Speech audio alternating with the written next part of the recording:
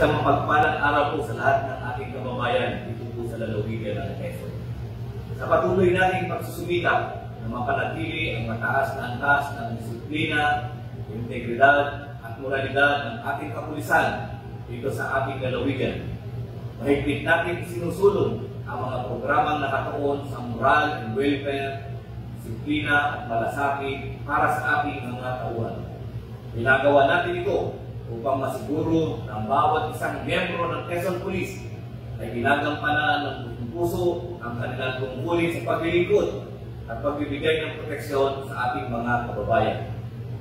Gayun pa man po, nakakalungkot at nakapanghihinayang na sa kabila ng lahat ng ating mga hakbang at inisyatiba, may ilan pa rin tayong kasamahan ang alay ng Quezon PPO na sumusuway sa ating mga alintulin at lumalaban sa batas.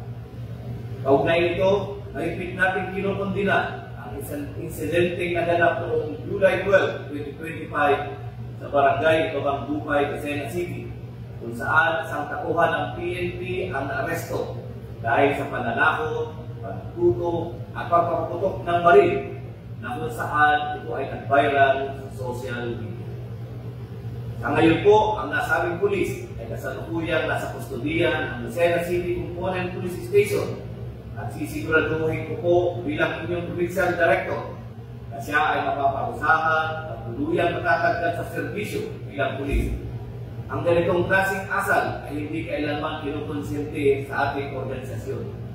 Walang puwang sa Quezon PPO at sino mang ilikummanong tauhan na magsasamantala sa kapangyarihang ipinagkatiwala sa kanya. Ang sino mang lalabag sa batas ay mananagot saan mang hanay siya nabibilang. Last nating paabot sa publiko na ang Quezon PPO ay naninindigan para sa serbisyong may disiplina at integridad.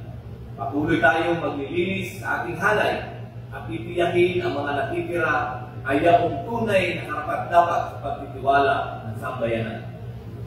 Sa mga kasamahan kong tapat sa serbisyo, huwag tayong panghinaan ng loob. Higit kailanman, kailangan natin ngayon ng pagkakaisa, disiplina at dedikasyon sa ating tungkulin. Sama-sama nating patunayan na mas marami pa rin ang matitino, marangal at matatansang pulis sa Quezon PPO. Mga kababayan, huwag nyo nang hanapin ang mga pulis sa presinto sapagkat kami ay nasa inyo ng mga telepono. Dial 911, darating kami sa loob ng 5 minuto.